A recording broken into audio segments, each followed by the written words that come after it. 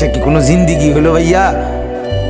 কখনোই আল্লাহকে ডাকতে মন চায় না, এক বেলা নামাজ পড়তেও মন চায় না, কোনো দিন ফজরের নামাজ পড়তে মন চায় না, কোনো দিনও আল্লাহকে ডাকতে মন চায় না। আয় হায় হায়, এটা কি কোনো মানুষের জীবন হইল ভাইয়া?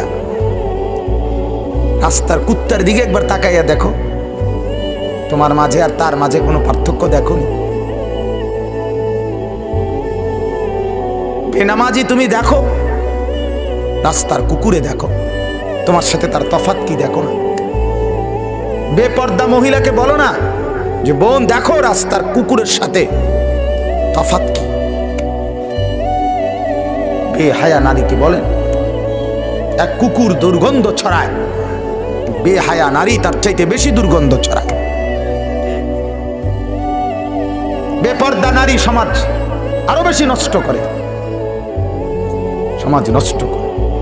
যে মেয়েটা বেপর্দা হইয়া অসংখ্য যুবককে নিজের শরীর দেখাইল, আল্লাহর কসম এই সমস্ত যুবকের গুনার সমপরিমাণ পীড়া ওই নাফরমান মেয়ের কাঁধে উঠবে, মহিলার কাঁধে উঠবে, কোনো সন্দেহ নেই।